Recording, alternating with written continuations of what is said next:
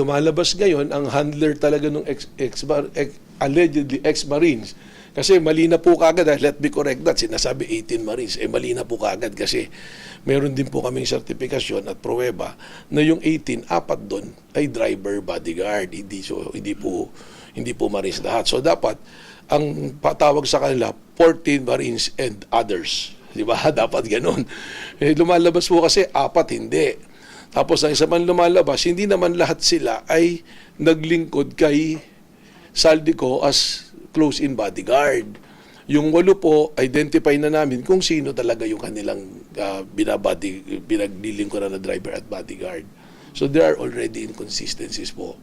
Sana umattend po sila. Yung tanong nyo ilan. In-expect po namin na umattend sila. Kasi inisyon po namin sila ng subpoena under the deputization of the Office of the Ombudsman.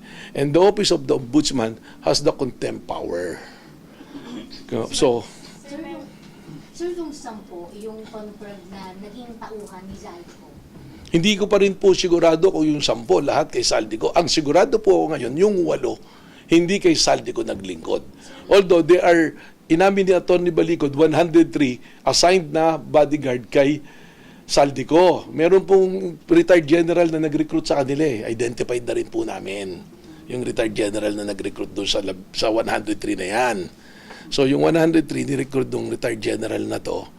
At meron po kasing mga storyang lumalabas na they're supposed to be employed for the period of 2 years, pero naputol nga dahil nawala na nga si Saldico. So these bodyguards, including yung mga retired Marines, hindi na po nakakuha ng sahod nila at nawalan ng trabaho. So yun nga po yung ini-explain ko na isang anggulo that these people, wala silang livelihood, walang kabuhayan. So parang baka mamaya vitiated yung consent nila sa paggawa ng mga salaysay dahil kailangan nila ng kabayaran, or baka mamaya meron ding sigurong sinisiguraduhin natin na walang panunuhol, walang pananakot doon sa pagbibigay nila ng kanilang testimonya, ng kanilang affidavit. Sir, ano yung magiging susunod na proseso natin kung walang sisipot sa kanila bukas? Well, we will coordinate with the Office of the Ombudsman because we are deputized.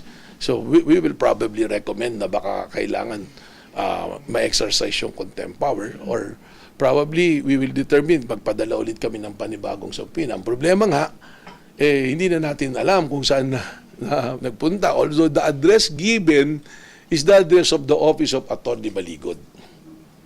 Yun po yung sa subpoena si Atty. Balicod? Kasama po. Kasi siya po yung nagsalita. Pero po sa kanila lahat binigyan nyo? Lahat? Bali, yung 18, tapos parang 25 po. Pero meron pa po kaming mga inisyuhan ng subpoena for Friday.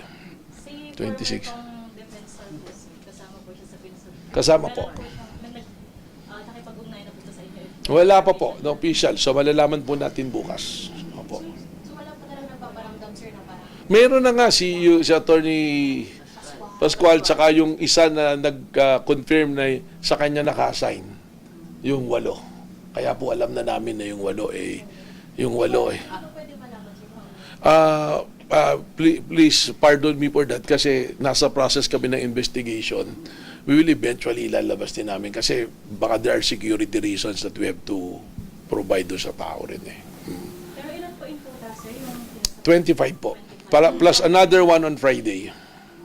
Another one.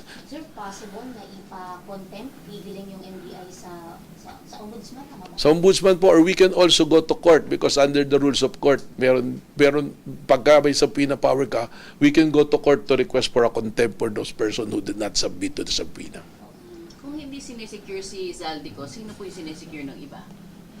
Marami po eh. Yun po yung inaalam namin. Pero konfirmado po yung isa, may 8 naka-assign sa kanya.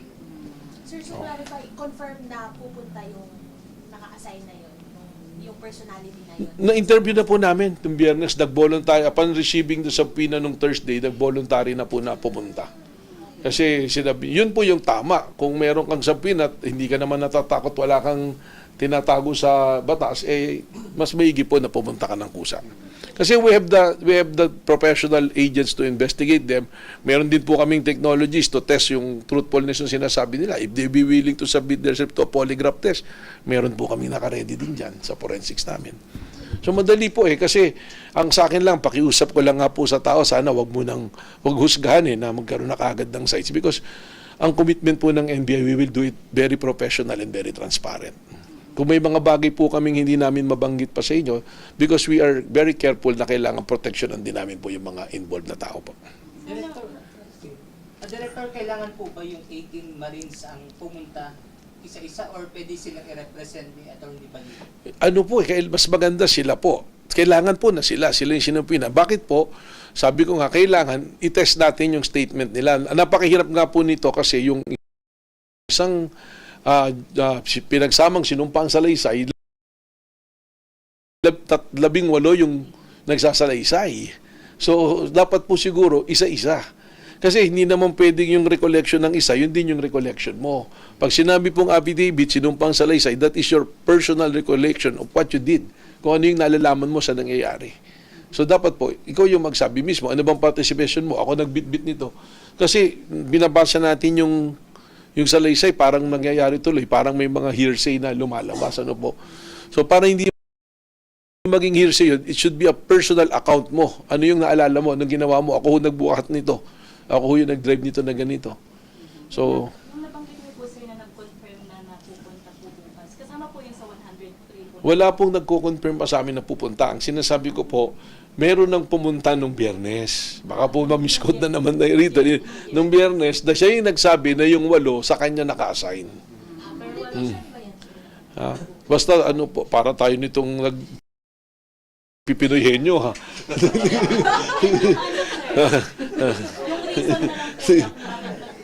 Yung reason po niya, because with subpoena yung person po, inupina po namin siya because based on our initial investigations, lumalabas po yung pangalan niya. Director, confirm po ba na 14 Marines at 4 driver lang po? Doon sa 18 po, lumalabas 4 na hindi Marines. Yung 14 is yet to validate. Meron pong mga binigay silang pangalan doon sa affidavit na nasa active service pa ng PNP. At yun po, chinecheck pa rin po namin.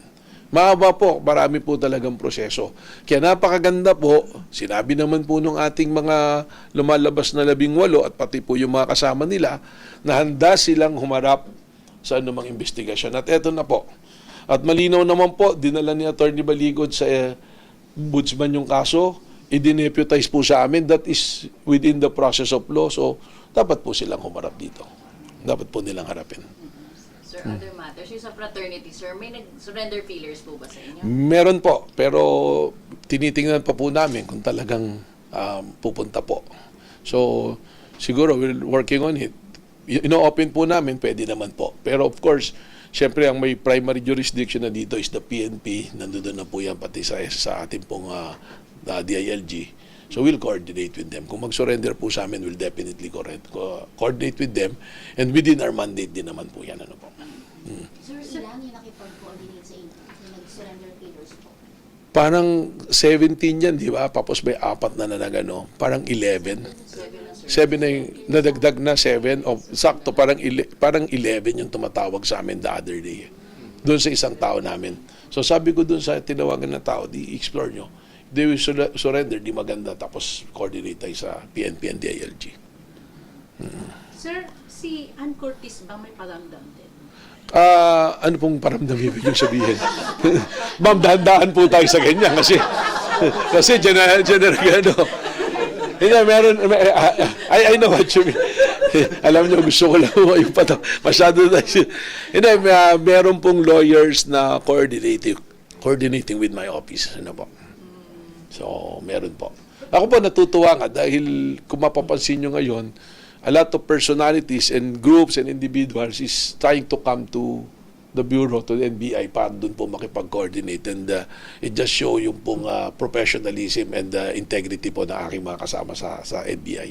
So, May salamat balak po. po ba si Ann Curtis na personal na po? Meron na nga pong coordination, ma'am, na kwan. So, we're trying to, ayan nyo, ma'am, malalaman nyo po pag pumunta rito, ano po.